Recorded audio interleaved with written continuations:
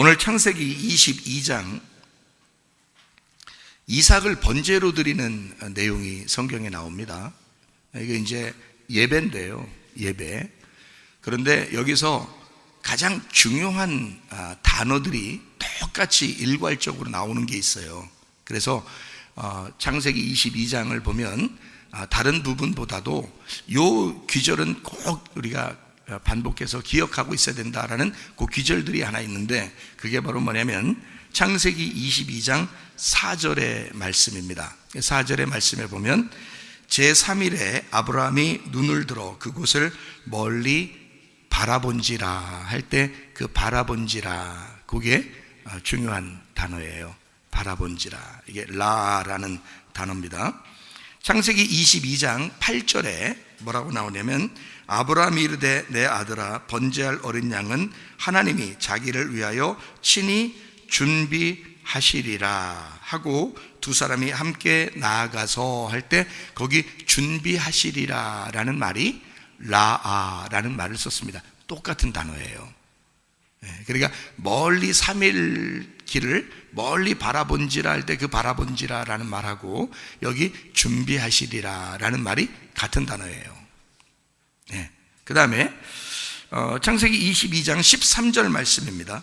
아브라함이 눈을 들어 살펴본 즉 한 순양이 뒤에 있는데 뿔이 수풀에 걸려 있는지라 아브라함이 가서 그 순양을 가져다가 아들을 대신하여 번제로 드렸더라. 아브라함이 눈을 들어 살펴본 즉 이랄 때 그 살펴본 즉 이라는 말이 라아, 똑같은 보다라는 단어입니다.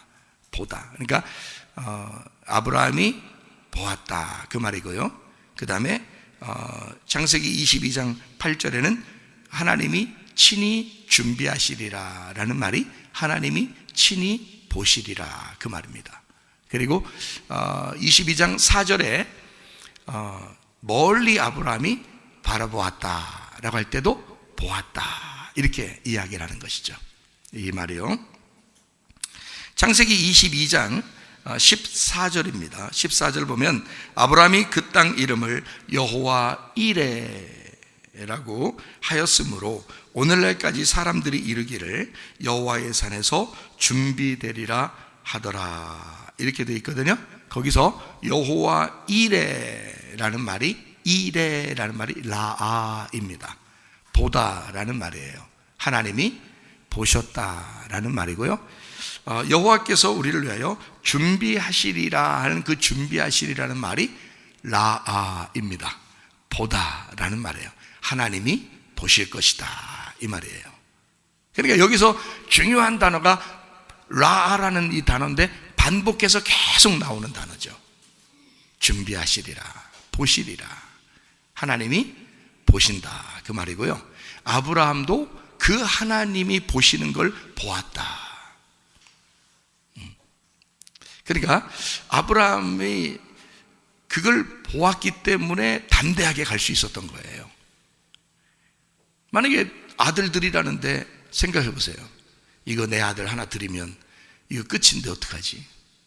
근데 아브라함은 보았다. 보았기 때문에 간 거예요. 그리고 하나님은 역시 준비하셨더라. 그러니까 이삭을 드리라는 게 아니었던 거죠. 이삭을 드리라는 게 아니라 이삭을 위해서도 무엇인가가 준비가 돼 있어야 돼요. 그러니까 하나님이 보고 있으면 되는 거예요. 여러분, 하나님이 여러분을 보고 계십니다. 그 하나님이 우리를 보고 있는 것을 우리가 보면 알죠.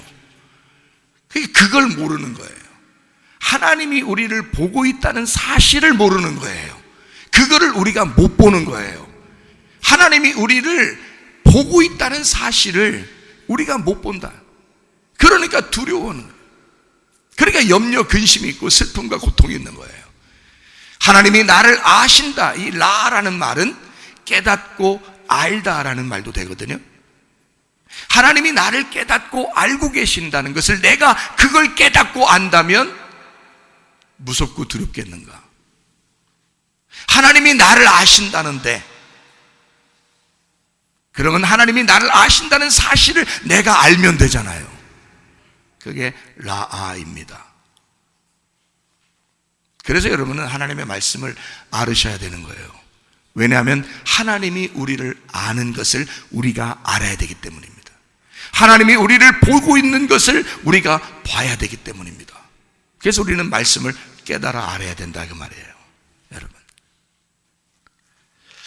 마지막 때를 우리는 지나가고 있습니다. 마지막 때를 지나간다는 얘기는 이 세상이 종말을 맞이할 수밖에 없다. 왜냐하면 성경은 시작이 있고 끝이 있습니다. 그럼 이 세상도 시작이 있으면 끝이 있어요. 사람도 태어날 때 시작이 있으면 끝이 있죠. 반드시 시작은 끝이고 끝은 또 하나의 시작이에요. 그러니까 이 세상이 끝난다고 해서 다 끝나는 것이 아니라 또 다른 시작을 가져오게 되죠. 그게 노아 홍수 때였습니다. 노아 홍수로 이 세상은 다 멸망하는 줄 알았죠. 다 멸망했죠, 실제로. 그런데 8명을 하나님이 구원하셨어요. 그리고 그 8명을 통해서 새로운 시작을, 새로운 세상을 시작합니다. 예수 그리스도가 십자가 못 박혀 돌아갔을 때 다 끝난 줄 알았죠. 이미 마귀가 다 승리한 줄 알았죠. 근데 예수님은 3일 만에 부활하시면서 새로운 부활의 세계를 시작했단 말이죠. 성경은 시작이 있으면 끝이 있고 끝은 반드시 시작한다라는 것을 말해주고 있습니다. 여러분, 그러나 여러분 두려워할 이유가 없어요. 왜냐하면 끝은 반드시 와야 하니까. 종말이 오게 되면, 마지막이 오게 되면 어떠한 현상이 벌어질 것인가? 여러분은 그냥 이 세상의 뉴스를 통해서나 또는 세상 돌아가는 걸 이렇게 보고 듣고 하는 것을 통해서 여러분은 뭐 알려고 할지 모르겠지만, 우리 목회자들은 성경을 통해서 세상의 종말을 바라봅니다. 그러다 보니까 이 성경에서 어떻게 말씀하고 계신가? 하나님 우리에게 무엇을 알려주려고 하는 것인가? 라고 하는 것을 우리는 예민하게 바라볼 수밖에 없거든요. 이 성경의 핵심이 뭔지 아십니까? 이 성경의 핵심이 교회입니다. 성경은 교회를 만들기 위해서 세상을 창조했다고 말씀합니다. 에베소서 1장하고 에베소서 3장을 여러분이 보시면 성경을 이해할 수 있을 텐데요, 창세 전부터 하나님 마음속에 간직하고 있었던, 하나님 마음속에 잡수시고 계셨던, 마음속에 있었던 것이 드러났는데 그게 바로 교회였다 하는 것입니다. 누구를 통해서 교회가 형성되냐면 예수 그리스도의 죽음을 통해서 교회가 만들어졌습니다. 교회는 여러분 우연히 생긴 것이 아닙니다. 하나님의 놀라운 계획에 의하여 교회가 세워졌습니다. 사람들은 그거를 애써 외면하고 싶어 하죠. 왜냐하면 교회에 모이는 것이 귀찮으니까, 힘드니까. 그러니까 사람들이 얘기하고 사람들이 얘기하는 걸 듣고 보고 하면 자기들의 마음도 그쪽으로 쏠리게 되죠. 그러나 성경은 변함없이 우리에게 일관성 있게 말씀하시고 있는 것이 있었는데 그게 바로 교회를 하나님이 만들고 싶어 했다라는 말씀입니다. 예수 그리스도가 오신 목적도 교회를 세우기 위해서예요. 그래서 성경의 마지막은 교회가 그리스도의 신부가 돼서 어린 양의 혼인잔치에 들어가는 것으로 성경이 끝납니다. 그러니까 성경을 처음 읽을 때 세상 창조가 창세기 1장에 나오는데 요한계시록 21장, 22장 마지막에는 교회가 신부가 돼서 하늘나라에 들어가 산다는 것으로 마치게 됩니다. 시작이 있으면 마침이 있다 그랬죠. 그러니까 시작은 마침을 보고 시작을 보면 쉽다는 거죠.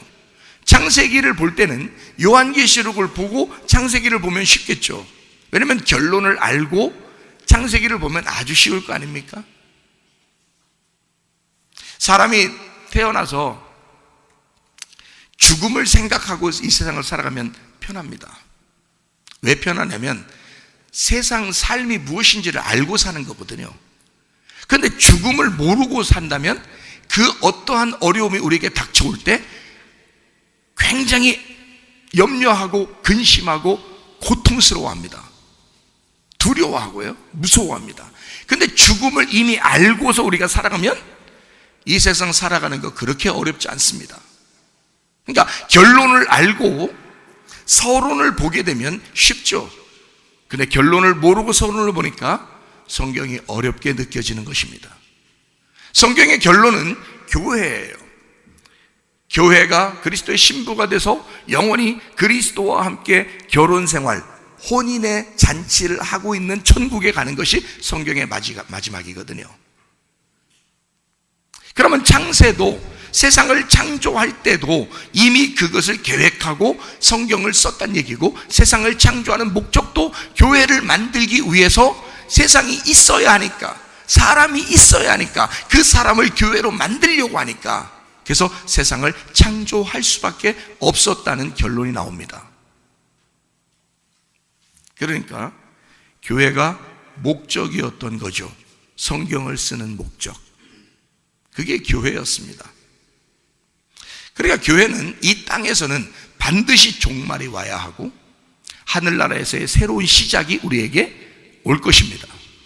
이것을 우리가 기대하면서 가는 것, 하늘나라의 소망을 바라보면서 사는 사람을 믿음 있는 사람이다 라고 성경은 가르치는 거죠. 그래서 믿음 있는 사람들만 천국에 들어간다 라고 말씀하는 거 아닙니까? 이해가 되시겠어요? 무슨 말인가? 그러니까 반드시 이 세상에 종말이 오려면 교회가 종말을 맞이해야 하는 것입니다. 그것을 도와주는 게 누구냐면 세상이에요. 세상이 교회의 종말을 도와야 이 교회가 종말을 맞이하고 드디어 새로운 시작을 맞이할 거니까. 물론 그 세상의 종말을 도와주는 그들도 하나님께서 마지막 때다, 이제는 시간이 다 됐다, 시간의 결정은 하나님이 하시니까, 시간이 다 됐다, 너희들이 좀 쓰임 받아야 되겠구나, 교회를 핍박하고 교회에 환난을 주고 교회에 어려움과 고통을 주고 그들이 순교하게 해서 이 세상의 마지막을 너희들이 장식을 해야 되겠구나 라고 하나님이 그 시간을 정해놓으면 아무도 시간을 알 수 없으니까 하나님만이 정하는 그 시간에 이 세상은 움직여지게 되어 있습니다. 그런데 지금 이제까지 없었던 일들이 전 세계적으로 확산되고 있습니다. 이건 어느 지역만 이루어지는 것이 아니라 전 세계적으로 지금 어마어마한 일들이 벌어지고 있단 말입니다. 이상하죠? 하나님의 시간이 멈출 때가 됐다는 얘기입니다. 이때 여러분과 저는 하늘나라 소망을 바라봐야 되겠죠. 죽으면 죽으리라, 순교할 각오를 가지고 예배드리지 않으면 안 되는 시기가 왔다. 일제시대 여러분 아시죠? 일제시대 때 교회가 예배드린다고 교회 불태우고 사람들을 죽였습니다. 아십니까? 그리고 기독교인들이 나서서 3.1운동도 벌이고 순교할 각오를 가지고 독립운동을 해서 나라를 쟁취했습니다. 그것도 아십니까? 그때 기독교인들이 나서지 않았으면 나라는 영원히 찾지 못했습니다. 기독교인들이 나섰기 때문이었습니다. 그러면 전쟁, 우리나라에 큰 남북 전쟁이 있었습니다. 그때 교회는 예배를 고수했습니다. 예배를 끝까지 지켰어요. 그래서 예배 드리는 너희들 하나님이 살아있는지 보자 해서 그 전쟁 때 공산권을 가진, 공산주의 사상을 가진 사람들을, 예수 믿는 사람들을 교회 다닌다고, 예배 드린다고 총으로 죽였습니다. 칼로도 죽였습니다. 대나무 죽창으로도 죽였습니다. 교회를 불태웠습니다. 그것도 아십니까 여러분? 그때도 한 번도 주일 예배를 멈추지 아니하고 예배를 드렸습니다. 그게 기독교인들입니다. 그래서 우리나라가 자유를 쟁취하게 됐고 자유민주 국가가 된 것입니다. 여러분, 그것도 아십니까? 여러분, 믿음 있는 사람들은요, 자기의 예배를, 하나님과의 그 예배, 하나님과의 그 약속을 목숨처럼 지켰습니다. 그래서 지금까지 왔어요. 그때 당시에 남북 전쟁이 있었고, 그 다음에 그 전에 일제시대에 핍박이 있었고요. 이때 예수 믿고 순교당한 그 사람들을 지금의 우리들이, 교회 다니는 사람들이, 야, 그들은 바보야, 멍청해, 그들은 미련해, 지혜롭게 해야지, 그들 바보 같아, 그렇게 꼭 예수 믿어야 돼? 지금 그렇게 얘기하는 사람 있나요, 없나요? 없습니다. 그들은 대단했어. 그들은 죽음을 각오하고도 예배드렸어. 그들은 순교했어. 그들은 하나님 앞에 약속을 지켰어. 그들의 믿음을 변치 않았어. 그렇게 지금 기독교인들이 얘기하고 있지 않습니까? 잘 생각해 보세요. 그렇게 우리는 세월이 지났어요. 이제 앞으로 그런 일들이 우리에게 없으리라는 법이 있습니까? 그러면 우리 후대에, 아니면 우리 하늘나라에 가서 누군가가 우리에게 뭐라고 얘기했어? 너희들은 미련했어, 바보 같았어, 멍청했어, 너희들 지혜로워야지. 누가 우리에게 비난하겠습니까? 누가 우리에게 그렇게 심판하겠냐 이거야. 우리가 하늘나라 올라가서 어차피 사람은 한 번씩 다 죽어요. 죽음을 각오하고 지금 예배드리러 나온 사람들입니다. 어떤 일이 벌어질지 모르지만 우리는 예배해야 되겠다. 내가 하나님과의 약속을 내가 지켜야겠다. 예배 곧 하나님과의 약속입니다. 교회 목적은 예배입니다. 교회가 세워진 목적은 예배예요. 그래서 교회는 예배를 드리려고 교회가 생겨난 거예요. 잘 생각해 보세요, 여러분. 착각하지 마시고, 사람들의 이야기를 들을 것이냐, 아니면 하나님의 음성을 들을 것이냐, 사람을 기쁘게 할 것이냐, 그리스도를 기쁘게 할 것이냐. 사람을 기쁘시게 할 거면 너희는 그리스도의 종이 아니라, 갈라디아서 1장 10절에 말씀하고 있습니다. 여러분, 12제자를 포함해서 가룟 유다 빼놓고 나중에 한 명이 또 제자가 됐죠. 그리고 바울 또 스데반을 포함해서 주님의 제자들이 수도 없이 예수님께 예배한다고, 부활의 주님을 찬양한다고 잡혀가서 죽었습니다. 여러분과 제가 교회 다니는 사람으로서 그때 당시에 그 제자들 왜 이렇게 지혜롭지 못했냐고, 왜 이렇게 바보 같았냐고, 왜 이렇게 사람이 로마 시대에 그 사람들을 죽인다고 해도 왜 예배를 드렸냐고 비난할 사람 있습니까? 착각들 좀 하지 마세요. 왜 우리는 비겁합니까? 왜 우리는 사람들의 말에 귀를 기울입니까? 생각해 보시라고요. 여러분과 제가 목숨 걸고 이 땅에서 살아야 할 목적이 뭐냐 이거야. 교회가 세워진 목적이 뭐냐 이거야. 예배 때문입니다.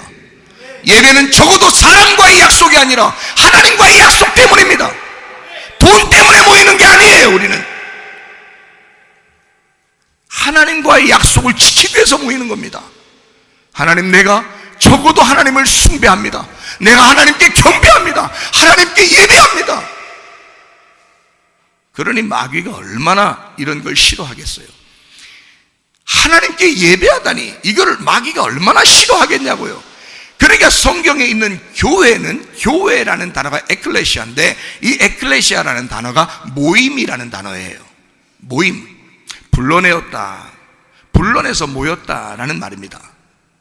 불러내서, 여러분 불러내서 모인 게 교회예요. 만약에 여러분 어떤 억압이 와서, 핍박이 와서, 환란이 와서 여기서 못 모이게 될 경우에는 우리 집에서도 모일 겁니다. 불러내서 모여야 하니까. 이해가 됩니까? 모임을 교회라 그러는 거예요. 교회가 모임입니다. 그 단어가 성경에서 그 수많은 그 예수가 죽으신 목적, 교회를 세우기 위해서 마태복음 16장에 내가 내 교회를 세울 것이다. 주님께서 그렇게 말씀하시죠. 반석 위에 교회를 세울 것이다.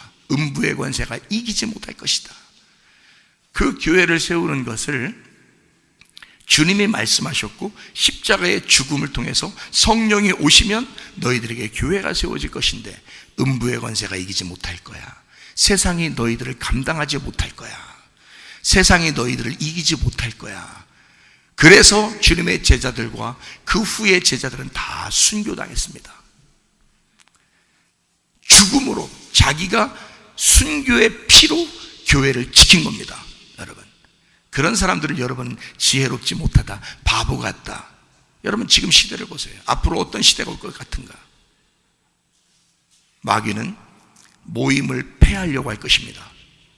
마귀는 어떻게든지 교회를 무너뜨리고 싶을 것입니다. 모이는 것을 못 모이도록 하고 싶을 것입니다. 어떠한 이해가 되는 말들을 통해서라도 사람들을 유혹할 것입니다. 모이지 말라고. 그렇지 않겠어요? 당연히 그런 순서가 오지 않겠어요? 그러면 교회는 모임인데, 모임이 교회인데, 어디에서라도 여기가 아니더라도 우리는 모일 것인데 생각을 해보시라고요. 왜? 왜 모여? 너희들은 왜 모이는 거야 도대체? 나 예배하는 거야. 예배는 왜 하는데? 하나님과 약속했어. 나는 하나님을 배반하지 않기로 약속했어. 난 하나님께 예배하기로 약속했어. 그러니까 사람들이, 야, 그러면 너희들 그냥 두세 사람이 내 이름으로 모인 곳에도 내가 함께 하잖아. 그건 함께 한다 그랬지 교회라고 하진 않았잖아요. 여러분, 그건 함께 한다는 거지. 그럼 여러분이 집에 가면 하나님 함께 안 해요? 예수 이름 안에서 모이면 다 함께 하죠. 자, 혼자를 교회라고 하지 않고 이 혼자는 성전이라 그래요. 거룩한 집이다 이렇게 말하거든요. 근데 교회는 달라요. 교회라는 단어는 성경에서 하늘나라에 가는 신분인데 그 교회가 에클레시아예요. 부름받은 사람들을 말합니다. 그게 교회예요. 그러니까 교회는 반드시 모이게 돼 있어요. 제가 구원받으면 성령님은 우리를 모임으로 자꾸 인도한단 말입니다. 그래서 모일 수밖에 없어요, 사람은. 근데 마귀는 그게 싫죠. 그러니까 자꾸 흩어놔야 되겠죠. 그러니까 교회를 흩어놓고 교회를 파괴해야 자기들이 이기는 것 같을 거니까. 근데 주님의 제자들은 그거를 순교라는 자기의 피로 하나님 앞에 신앙을 고백했단 말이에요. 우리가 지금에 와서 그들을 비난할 수는 없잖아요. 정말 믿음을 굳게 지켰구나, 믿음이 대단했구나라고 우리는 인정한단 말이에요. 그럼 여러분과 저는 믿음이 어떻습니까? 사람들의 말에 귀를 기울이면서 그냥 왔다 갔다 하는 게 그게 믿음입니까? 하나님 말씀을 제대로 깨달아야죠. 교회가 무엇이며 왜 교회가 세워졌으며 교회를 세우신 하나님의 목적은 예배였다. 하나님의 예배 받으시기에 합당하신 분이니까. 그래서 예배를 받기 위해서 모이신 거예요. 그래서 예수님은 내 교회를 세울 거야 라고 말씀하셨고요. 고린도전서 11장에 보면요, 고린도전서 11장에 보면 너희가 집이 없어, 뭐 어디가 없어, 너희들 떡을 먹으려면 집에서 먹어. 교회에서 자꾸 분란을 일으키지 말고. 그래서 집과 교회는 다르다는 것을 설명합니다. 집과 교회는 다른 거야. 너희들의 집에서 그냥 니네들끼리 배부르게 먹고 싶으면 집에서 먹어. 교회는 그렇게 하는 거야. 서로 떡을 나누면서 서로 우리가 한 몸이라는 걸 증명하는 데가 교회야. 그렇게 고린도전서 11장에 말씀하고 있거든요. 그리고 난 다음에 성령이 이제 예수님 돌아가시고 나고 부활하셔서 성령이 임하셨습니다. 사도행전 2장 46절에 그들은 날마다 성전에 모이기를 힘썼다 그랬습니다. 다시 말하면 거룩한 집에 모이기를 힘썼다 그랬습니다. 날마다 모였다 그랬습니다. 그래서 그들은 죽음을 각오하고 모였기 때문에 그 모임들이 생겨난 것이 지금의 교회들이에요. 그러니까 교회는 없어지지 않았습니다. 계속해서 교회가 있어요. 지금에 와서 아무리 교회가 모이지 말라, 예배 드리지 말라 한들 안 모이는 사람들이 다 안 모이는 사람들이 생기겠습니까? 불가능합니다. 전 세계적으로 무슨 일이 벌어져도, 전쟁이 일어나도, 핍박이 와도, 환란이 와도, 전염병이 돌아도 교회는 살아있을 것입니다. 진정한 교회는 그래도 모일 것입니다. 왜냐하면 교회의 목적이 예배였기 때문에, 예배를 드리지 않으면 자기의 생명력을 잃어버리거든요.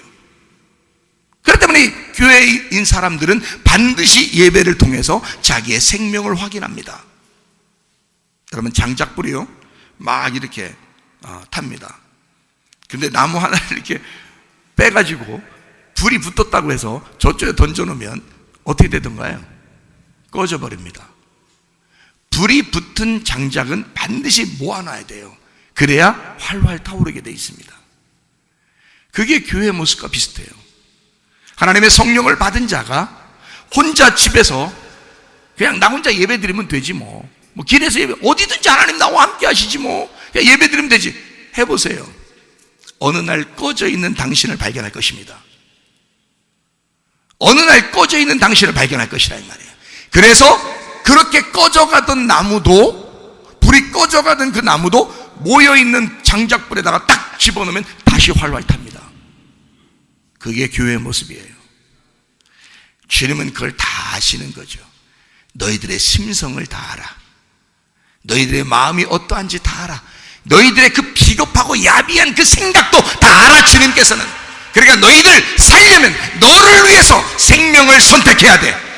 너를 위해서, 네가 살기 위해서는 생명을 선택해야 돼. 그게 교회의 모임이라 그 말입니다. 여러분이 살기 위해서, 내가 살기 위해서라도 나는 모여야 한다. 이해가 되십니까? 사람들이 얼마나 속이겠어요. 얼마나 귀에 그 듣기 좋은 말로 자꾸 사람들에게 이야기하겠어요. 선악과 먹을 땐 그러지 않았나요? 얼마나 귀에 듣기 좋은 얘기를 뱀이 했겠습니까? 야, 먹어. 하나님처럼 된대. 하나님이 니네 이거 못 먹게 하는 거는 하나님처럼 될까봐 그러는 거야. 얼마나 귀에 들리기 좋은, 자기들밖에 없는데, 진짜 자기들이, 하나님은 안 보이고 자기들밖에 없는데, 자기들이 진짜 신 같은데, 자기들이 모든 걸 다스리는 지금 하나님 같은데 딱 요것만 못 먹겠단 말이에요. 쳐다보면 볼수록 이게, 보면 볼수록 희한하게 이게 먹고 싶어지네. 귀에 들린 거야. 눈에 보인 거야. 넘어진 것입니다. 여러분, 무엇을 보며 무엇을 듣고 있습니까? 여러분, 우리는 예수 그리스도를 바라봐야 합니다. 예수 그리스도의 말씀을 들으셔야 합니다. 이게 여러분과 제가 살 길이에요. 그거를 구분해야 된단 말이에요. 그걸 분별하는 영이 필요하단 말이에요. 지금은 이게 예배라는 것입니다. 교회 예배 참석한 여러분, 마지막 시대는 교회 예배에 참석한 사람들은 하나님이 눈여겨보실 것입니다. 지켜보실 것입니다. 반드시 그런 날이 오게 될 것입니다. 여러분, 놀랍죠? 성령 받은 사람은요, 성령이 성령이 교회를 만들었기 때문에 성령을 받은 사람들은 반드시 교회를 만들려고 하고, 반드시 교회에서 예배 드리려고 그러고, 반드시 교회로 모이게 되어 있습니다.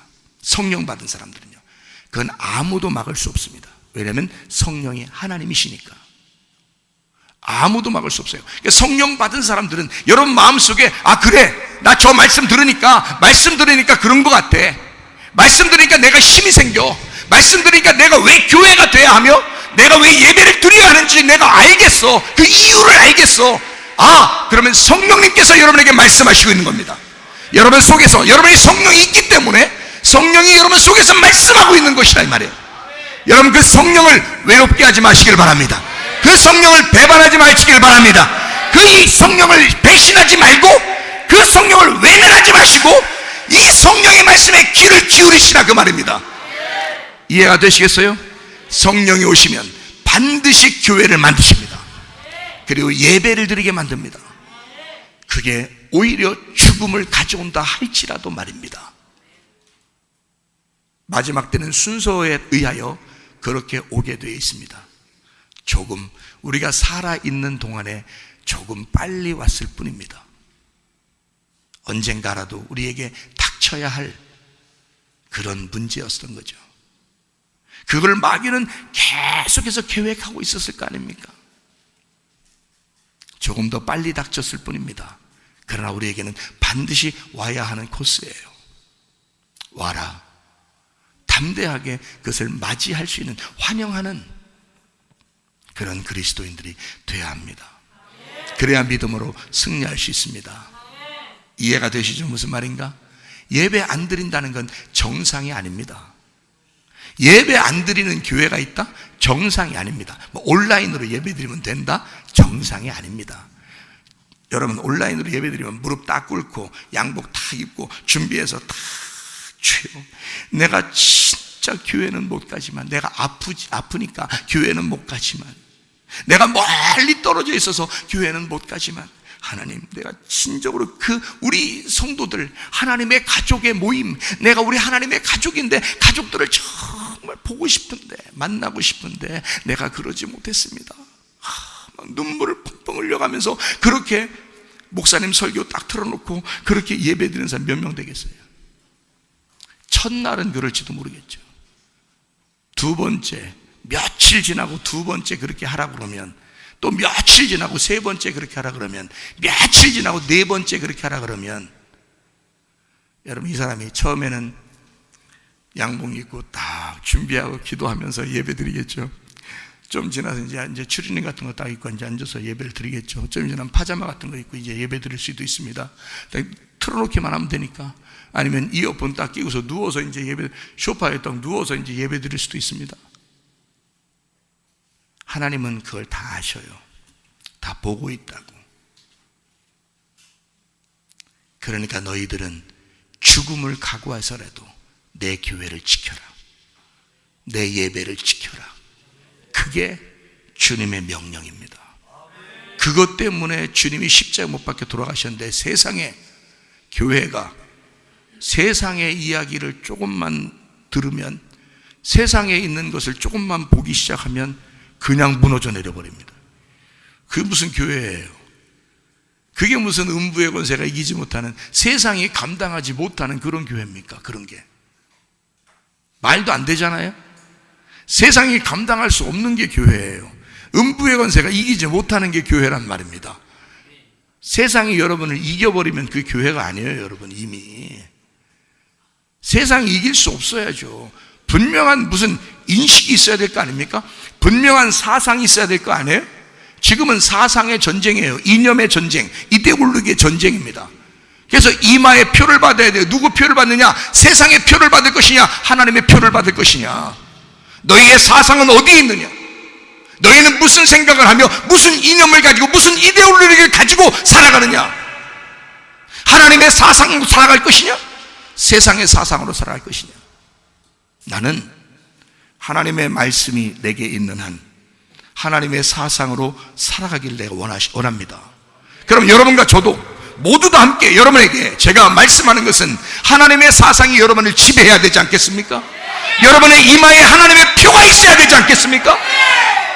이 세상의 표가 아니라, 마귀의 표가 아니라 하나님의 사상의 표가 여러분의 이마에 있어야 되지 않겠느냐 그 말이에요. 이해가 되시겠죠? 우리가 모인 거, 이거 모여도 되는 건가? 당연히 모여야죠. 생각을 해보세요.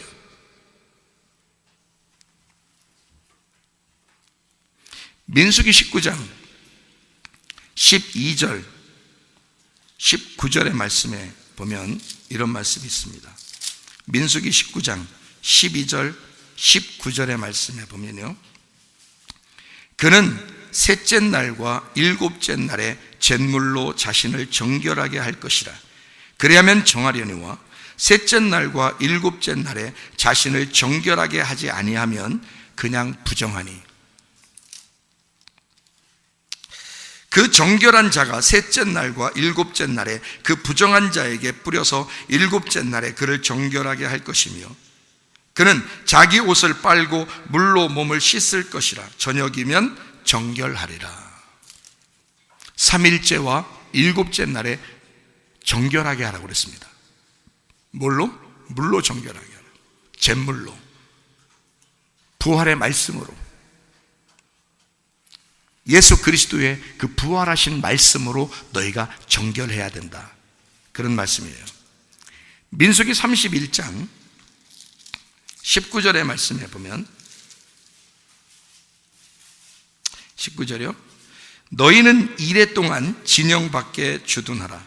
누구든지 살인자나 죽임을 당한 사체를 만진 자는 셋째 날과 일곱째 날에 몸을 깨끗하게 하고 너희의 포로도 깨끗하게 할 것이며, 이렇게 되어 있습니다. 여러분, 예수 안 믿는 사람을 성경에서는 죽은 자라 그렇게 말합니다. 시체라. 성경에서는요. 그냥 뭐 지나가시는 분들에게 시체 뭐 이렇게 하면 안 됩니다. 예수님 안 믿는 사람을, 성경에서는 예수님 안 믿는 사람을 죽은 자라 이렇게 말해요. 예수님을 믿게 된 사람을, 성령 받은 사람을 산 자라 이렇게 말합니다. 그래서 산 사람은 죽은 자를 만졌을 때 셋째 날과 일곱째 날에 물로 정결하게 해야 합니다. 그래서 교회가 모이는 거예요. 주일날도 모이고 수요일날도 모이고, 이거를 성령님이 오셔서 이 시간을 파괴했습니다. 성령님이 오셔서 어느 때 어느 날짜를 정한 게 아니라, 그건 예수의 부활 안에서 주님의 안식으로 모여야 한다라고 하는, 주님의 부활을 중심으로 날마다 모여야 된다라고 하는 것으로 바꿨습니다. 그게 신약입니다. 날마다 모여야 된다. 그래서 사도행전 2장에 성령 충만 받은 하나님의 백성들은 그 자리에서부터 계속 날마다 모이기 시작했습니다.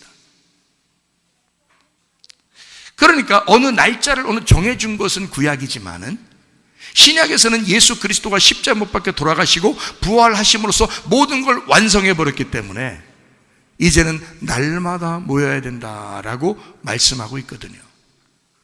그러니까 한마디로 말하면 지금으로서는 여러분과 제가요, 집에 있을지라도 어디를 그리워해야 된다는 거예요? 교회를 그리워해야 된다는 것입니다. 집에 있을지라도, 날마다 오지 못할지라도 마음은 어디에 와 있어야 된다는 거예요? 교회 모임에 마음이 와 있어야 된다는 거예요. 너 날마다 안 오면 너 지옥 가, 이런 말이 아니에요. 그런 말 아니잖아요. 제가 말하는 거는 못 올지라도 그 마음은 항상 어디로 달려와 있어야 되는 거야? 교회로 달려와 있어야 된다는 거죠. 그 모임에 달려와 있어야 된다는 거죠. 우리들은 참 불행 중 다행인지 축복인지 성문 기독학교라고 하는 것을 운영하기 때문에요, 뭐 기숙사에서라도 매일 예배 드리면서 모입니다. 뭐 한 명, 두 명 이렇게 하는 게 아니라 다 같이 이렇게 모여서 예배를 드립니다. 참 놀랍죠. 그러니까 이 모임이라고 하는, 그렇게 모이니까 젊은 학생들이, 어린 아이들이 그 예배를 참석하면서 뭐라고 얘기하는지 아십니까? 목사님, 죽으면 죽으리라 하겠습니다. 순교 각오하고 하나님을 예배하겠습니다. 이래요. 왜? 모이면 장작불이 더 타게 되니까. 근데 여러분, 이것을 흩어놓으면 마귀가 승리하게 되는데, 마귀가 승리하는 줄 알아도 결국 예수의 교회가 승리할 것입니다. 음부의 권세가 이기지 못하기 때문에 결국 우리 같은 교회들이 다시 일어날 것이다. 이런 빛을 보고 어느 교회든지 이 교회를 다시 샘플로 바라보게 될 것이다. 어제만 해도 목사님들이 저에게 연락이 왔어요. 목사님 어떻게 할 것입니까? 목사님 어떻게 할 거예요? 어떻게 하면 좋겠습니까? 연락이 왔어요. 예배 드릴 거예요. 우리는 예배할 거예요. 아, 그래요? 그러면 우리도 예배 드려야지. 우리도 예배 드려야 되겠다. 목사님이 그렇게 말씀하시고 담대하게 얘기하니까 우리도 예배할게요. 여러 목사님들이 저에게 연락이 왔어요. 여러분, 시대가 이렇게 급작하게 돌아가고 있습니다. 참 희한하죠? 여러분, 하나님은 진정한 교회, 세상의 소금과 같은 교회, 어둠 가운데 빛과 같은 교회를 남겨놓으실 것입니다. 그게 이 마지막 시대가 아닌가. 점점 어두워져야 진짜 빛이 드러나게 되기 때문에, 정말 맛이 없는 세상이 와야, 그 맛이 없는 세상이란 말은 그리스도인들에게는 진짜 세상에 맛이 없는 시대가, 그게 마지막 때 아니에요? 그 맛이 없는 세상에 진짜 소금이 돼야 그 소금을 넣고 싶을 거 아닙니까? 여러분과 제가 빛과 소금 되시는 예수 그리스도로 모여야 합니다. 그 예수를 놓치면 큰일 납니다. 네. 빛으로 밝혀져야 하고 소금으로 맛이 드러나야 되는 거예요. 그게 우리 마지막 때예요. 아이, 목사님이니까 뭐 그렇게 얘기, 우리까지 뭐 같이 싸잡아서 같이 그렇게 아니, 여러분, 예수님이 자기를 따라오라 그런 건 예수님 혼자 죽겠다는 거예요. 다 같이 죽으라는 거예요. 네? 아니, 예수님이 그러되 너희가 나를 따라오려거든 자기를 부인하고 십자가를 지고 따라올 것이니라. 그러되 그럼 예수님 혼자 죽겠다는 거 아니네. 같이 다 죽어야 된다는 얘기네. 그래야 천국 올라간다는 얘기네. 그죠? 그렇다고 우리 금방 죽지 않아요. 그렇게 되는 게 아닙니다. 여러분의 생각을 죽일 것이고 여러분의 마음을 죽일 거란 말이에요. 여러분의 사상을 죽일 거란 말이에요. 그리스도를 따라야 되겠다는 그 사상을 빼내갈 거란 말이에요. 여러분, 이마에서 하나님의 표를 받지 못하도록 할 거란 말이에요. 그러나 하나님의 표를 받은 사람들은 예전이나 지금이나 꿋꿋하게, 이스라엘 백성들이 6월절 어린 양의 피로 구원받고 애굽을 탈출하여 광야로 나와서 또 가나안 땅까지 들어갈 때까지 변함없이 그 믿음을 지켰던 사람 두 사람이 있었는데 여호수아와 갈렙이었습니다. 그 땅을 차지하게 되는 여호수아와 갈렙처럼 믿음 그렇게 갖고 살자고 우리는 얼마나 외쳐댑니까? 우리는 얼마나 그 믿음을 사모하며 그 사람들을 우러러봅니까? 우러러볼 대상이 아니에요. 그분들은 우리도 그렇게 살아야 될 대상이지, 우리와 똑같은 사람이에요. 지금 시대가 우리를 그렇게 부르고 있지 않습니까? 너는 여호수아처럼 살아야 된다, 너는 갈렙처럼 살아야 된다. 그게 진짜 믿음이다. 배신하지 않는 믿음, 배반하지 않는 믿음, 외면하지 않는 믿음, 예수님을 외롭게 하지 않는 믿음, 그게 여호수아와 갈렙의 믿음, 진정한 믿음, 변함없는 믿음 아니겠습니까? 그게 우리들에게 요구하는 것이 뭐 그렇게 대단한 걸 요구하는 것처럼 그렇지 않아요. 그냥 우리 생활하던 대로 살면 됩니다. 우리 생활하던 대로 살면 돼요. 교회니까 교회에 모인 것이고, 모였으니까 예배하는 것이고, 우리 그냥 생활하던 대로 하면 됩니다. 세상이 어떻게 돌아갈지라도. 자, 노아 방주가 이렇게 있죠. 노아 방주 안에 탄 사람들은 안전했습니다. 보호를 받았습니다. 하나님이 그들 8명을 지켰습니다. 그들 속에 같이 타고 있던, 노아의 방주 안에 같이 타고 있는 짐승들도 다 하나님이 지키고 보호했습니다. 여러분, 이해가 되시죠? 근데 밖에는 무슨 일이 벌어졌나요? 바다가 그냥 막 융기에서 확 올라오는가 하면, 위에서 홍수가 막 떨어지는가 하면, 바람이 불어서 확 다 막 난리를 치는 그런 세상에 이 노아 방주 안에서는 아마 내 예상으로는 잠을 잤을 것입니다. 그 1년 동안 배 안에 있었는데 생각해봐요. 잠 안 자었어요? 근데 밖에는 난리가 나는 거예요. 밖에는 난리가 나. 그러나 그리스도 예수가 안에 있는 사람은요, 평안합니다. 이 노아의 방주가 이미 무덤이었거든요. 그 안에 들어간 것이 이미 무덤이었어요. 이미 죽음이었단 말이에요.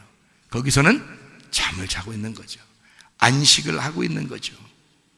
예수 그리스도 안에 우리가 들어가 있으면 나는 이미 죽은 거예요. 이미 죽은 사람은 밖에서 아무리 요동쳐도 우리는 안식할 수 있습니다. 잠을 잘 수가 있습니다. 마음의 평안함을 누릴 수 있습니다. 이해가 되시죠? 그러니까 여러분과 제가 이 세상의 말에 귀를 기울일 필요가 없다. 우리는 하나님의 말씀이 무엇을 말씀하고 있느냐, 우리는 하나님 말씀 따라가다가 천국까지 가야 되겠구나 라고 하는 사람들이죠. 이해가 되시죠? 무슨 말인가? 교회는 예배 공동체입니다. 예배를 드리기 위한 하나님의 가족의 모임입니다. 교회를 세우신 목적, 예배를 하나님이 원하시는 그 목적, 이것을 분명히 알아서 예배 성공하는 사람들이 되셔야 합니다.